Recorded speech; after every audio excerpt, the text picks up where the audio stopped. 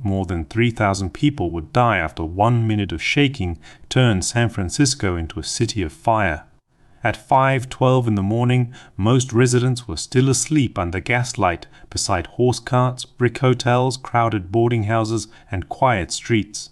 Records indicate that, within hours, an enormous share of the city would need shelter, food, water, medical help, and a way out. A foreshock passed first, then the San Andreas rupture released violence across hundreds of miles, turning confidence into panic before sunrise and leaving the city's future suddenly uncertain.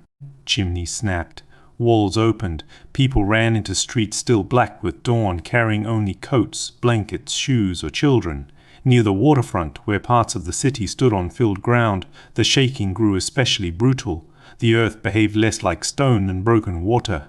City Hall, a symbol of civic ambition, emerged mangled beneath its dome, surrounded by dust, broken columns, and fallen masonry. At the firehouse, Chief Dennis Sullivan was gravely injured, leaving command crippled just as the first flames began to spread through damaged neighborhoods. Gas lines split open. Stoves, chimneys, and damaged kitchens sparked. What began as separate fires became the disaster's second, larger weapon. By sunrise, San Francisco was not simply damaged. It was becoming a furnace without enough water to defend itself.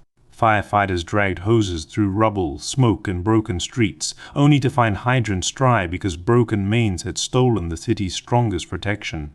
Leaking gas fed the flames, and exhausted crews could not regroup faster than the fire advanced from block to block, street by street.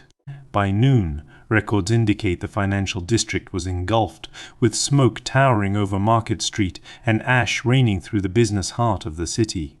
Offices, banks, hotels, and shops stood inside a spreading wall of heat. The Palace Hotel burned, a monument of wealth reduced to a hollow, smoking shell. Army artillerymen arrived from the Presidio, called into a catastrophe that had overwhelmed ordinary firefighting. Explosives were carried by hand through sparks and choking smoke, a dangerous attempt to carve firebreaks before flames crossed into new blocks and consumed them. Historians debate whether the dynamiting saved sections of the city or helped flames leap into newly opened ruins. Along Van Ness Avenue, mansions were blown apart to deny the fire more fuel, even as residents watched whole streets sacrificed in the hope of stopping a larger loss. Winds shifted, and the blaze pushed north, then south, testing every improvised line and every exhausted crew. In the Mission District, volunteers and firefighters fought with buckets, hoses, household tools, and desperate stubbornness, trying to save what still remained. For more than 3 days, San Francisco burned across nearly 5 square miles. Evidence points to fire, not shaking, as the force that caused most of the destruction. As smoke swallowed streets, families carried trunks, bedding, birds, tools, photographs, savings, documents, and children toward open ground. At the Ferry building, crowds gathered beneath the tower and along the waterfront, hoping boats could carry them across the bay, away from the heat, the smoke, the uncertainty, and the sound of buildings falling behind them.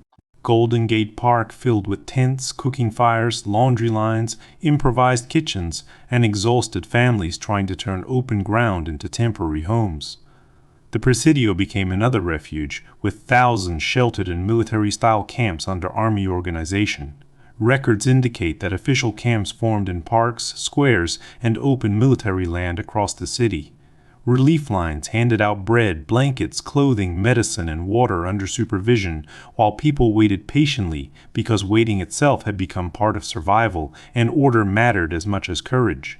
Neither Mayor Eugene Schmitz nor General Frederick Funston formally advocated martial law, yet armed authority ruled many streets. A severe anti-looting proclamation appeared, and reports of shootings vary widely and remain contested. Soldiers, police, volunteers, and frightened civilians all moved through the same ruined landscape, where rumor traveled almost as fast as fire. Eyewitness accounts remember people watching their neighborhoods burn from hillsides, park edges, and sidewalks too dangerous to cross. By the second night, survival meant finding clean water, finding shelter, and finding the names of missing family members. Modern revised estimates suggest more than 3,000 people died, though early official counts were far lower and incomplete. Some deaths, especially in Chinatown, were poorly recorded, leaving the human cost partly hidden in the ruins. USGS records list about 225,000 people left homeless, while other estimates reach 300,000. More than 28,000 buildings were destroyed, and familiar streets became fields of standing chimneys, brick fragments, twisted metal, shattered glass, burned stairways, collapsed walls, and ash, stretching farther than one person could easily comprehend. Property losses exceeded $400 million in 1906 money, creating a national financial shock that reached far beyond California. Insurance battles followed because many policies covered fire damage, not earthquake damage, and the disaster had delivered both in a single chain of destruction. Aid and supplies arrived by rail, ship, government channels, charities, and neighboring cities, turning docks and rail connections into lifelines. Yet the deeper lesson was structural. The disaster exposed a modern city dependent on fragile pipes, crowded buildings, combustible neighborhoods, emergency improvisation, and luck. Rebuilding began almost immediately, sometimes faster than planners, engineers, or displaced residents could absorb. Workers cleared rubble, raised timber frames, reopened streets, restored streetcar routes, rebuilt shops, and revived the commercial life that the city depended on. Thousands of small relief cottages offered temporary homes, rented cheaply as San Francisco rose again from ash and debt. By 1907, many survivors had left camps carrying cottages into new neighborhoods. The skyline returned, but the rebuilt city carried scars beneath fresh brick, steel, paint, scaffolding, and ambition. The earthquake helped drive modern seismology, including Harry Fielding Reid's elastic rebound theory of fault movement. Before 1906, California building codes did not account for seismic forces in the way later generations would expect. Afterward, engineers and officials increasingly treated earthquakes as design problems, not simply acts beyond planning or human responsibility. San Francisco's lesson endures because it was written in Rupture, flame, evacuation, relief, rebuilding, science, and recovery. Fire follows fracture, infrastructure can fail, memory can fade, and preparation is the only honest memorial.